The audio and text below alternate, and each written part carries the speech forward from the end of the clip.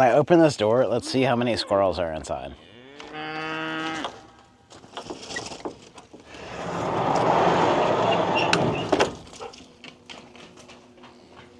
Oh wow, it's getting better all the time.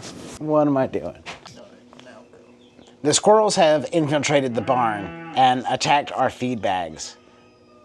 It's been very disappointing. So we made some modifications to the barn, really just buttoning it up. But everything loves corn. We put some boards on the outside, namely soffits, where they were coming in. And then we put some cinder blocks on the barn doors just to hold them up against and close those gaps. We put another board there. We're just making the barn better, what I should have done when I built it in the first place, but now we're having to go back. And for the longest time, it wasn't a problem until the squirrels found the feed source. Then they just keep coming back to the honey hole every time. So now we have to exclude them. In garden examples, they say you have to kill it's either 3 or 7 generations of deer before it eliminates the spot on the map for the deer. Deer are making mental maps of where food is. So if you have to kill multiple generations because that knowledge just like lives on. So how many generations of squirrels will know that this feed is in here? The easiest way is to keep them out with like wood. So we showed you the mobile coop that we made a while ago. Now I'm checking for chickens. Those eggs that came out of the mobile coop, the fertile mobile coop, we put in here and they hatched out. 21 days, about 100 degrees, the eggs hatched. We have a couple that didn't do it, but that's just par for the course. But out of this incubator that holds, I think 198 roughly chickens, I think we got like, well, I'll show you how many we got, you tell me. Here they are doing their thing. These are all that came from the roosters and the hens that we raised ourselves. So we've shown you the brooder box countless times. We have some heat lamps, keep the chickens warm. We want to keep them pretty hot. Their feed, their water, everything they need, some bedding. All this bedding, once it's soiled, goes into the compost pit and back into the system over time. But these are the meat birds. These are the future egg layers. This is how we do it. Go away, please. Go away, please. Go. Go away, please. Thank you. So this is one of the chickens, and it's like less than a week old, but it's already got like some feathering going on. These things are looking really healthy. There's no like buildup on the vent. The legs look good. It seems to be a happy chicken. And I'm excited for them to grow up. They'll spend at least another 3 weeks inside this brooder until they're all feathered out. That way they can keep their body temperature nice. But you can see they're starting to grow their feathers. Some came out with feathers already almost, but we're really happy to have the chickens. This one I think is a hen, but we'll have to see. And the way we do that is by pressing on the vent and seeing what comes out. It's tough for me to tell. I have an easier time as they get older, but it looks like a female to me. In our breeding coop, we have red sex lynx, we have Plymouth Rocks, that's a lot of the black ones in here, but I think this is more of like a red sex lynx. And actually the red sex lynx name has changed. That saying sex lynx is like politically incorrect. These are now like golden buffs, and you can see maybe how they get that name from in like the rich gold color that they are. But ultimately it'll turn more of a red, more of a brown. We'll just have to see as they grow up. How long is that going to take to turn into a big bird? It's probably a week old now that we've got the feathering going on, but this will become a meat bird if it is destined for meat in probably 12 to 16 weeks. If it's destined for egg laying, it'll take the better part of a year, probably 9 months to a year before it starts laying eggs. But either way, we're happy to have it, and it's a great addition to the farm. Everything loves a chicken. Everything does love a chicken. What does he usually do with them? Does He used to chase them around a whole lot, but he's not doing that so much anymore, which is really great. But, you know, he's very, just an investigatory behavior. He wants to have friends, I think.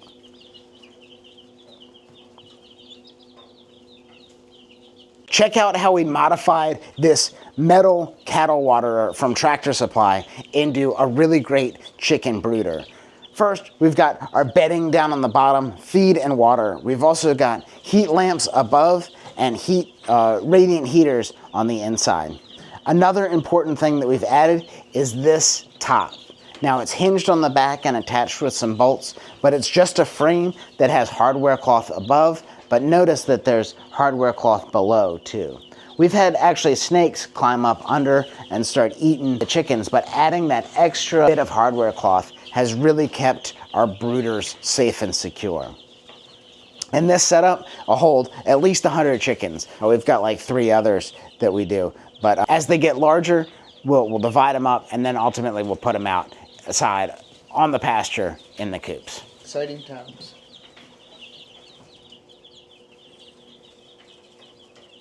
What up, guys? I wanted to take a second to say, if you're having any challenges getting your homestead together, reach out to us, click the link below. We'll be happy to answer your questions. That's what we're here for, to get you back to abundance, back to nature, cheaper, faster, and more efficiently than it took us to get there. Now back to the video. So if you're lucky enough to have a homestead that can have small animals and you want to step up into cattle, Dexters are a great way of having cows on a landscape that otherwise might not be fit for those much larger commodity cattle. So if you've been following our social media, you saw the birth of these baby cows that we just had. And it came out black, which was really fun, but now that it's grown up a little bit, you can see they're more of a brown cow, or a dun is what they call that.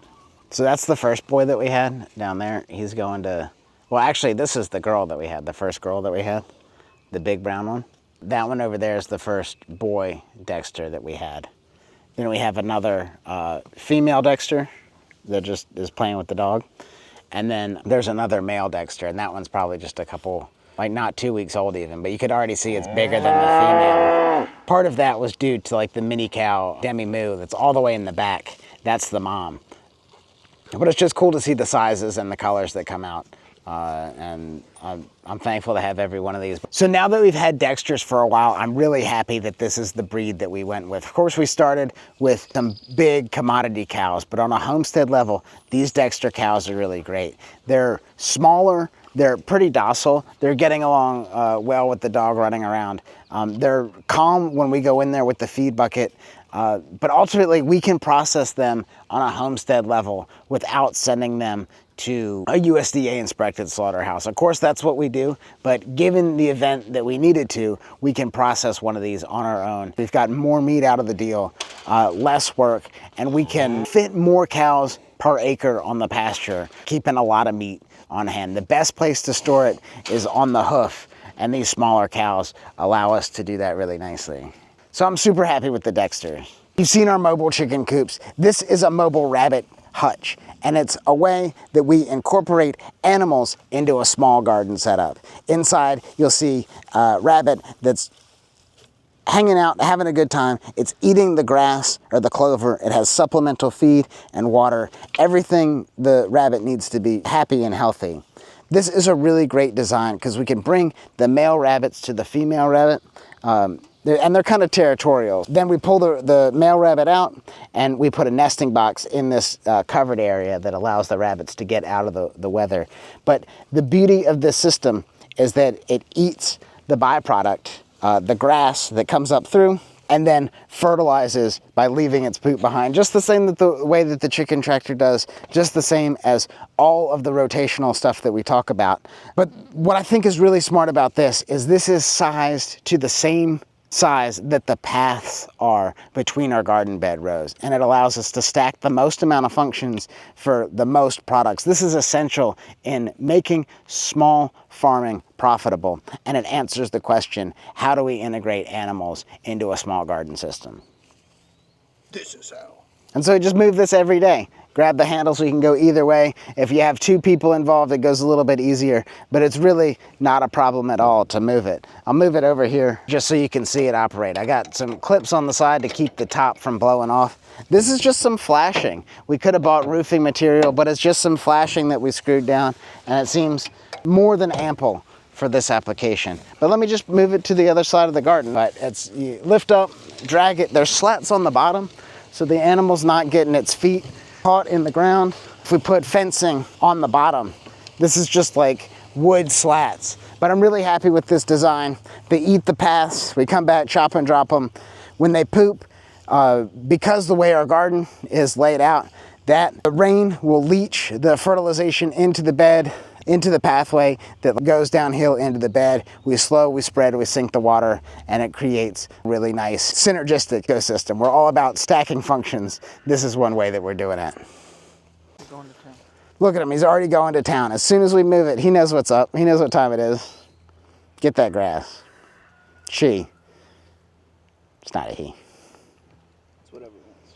This is just another way we're saving time, money, and effort by stacking functions in the market garden. A lot of our recent videos have been in the garden, getting ready for spring planting. But now I want to show you some of the other things that we've been up to on the homestead this time of year. What's all this white stuff on our eggplants? We've had a lot of like pest pressure in these particularly. So we threw some diatomaceous earth on there. Diatomaceous earth is just, it's a mined resource, but it's crushed up really small and it just looks like a powder to us. But for the bugs, this is actually walking over thousands of razor blades, and it eviscerates the bugs and makes it so this is not a hospitable environment for bugs to thrive. And it really helps out plants. It's one way that we can control pests organically, in addition to companion planting and doing all the other things. But sometimes you need a way to intervene, and diatomaceous earth is one way that we do that really successfully.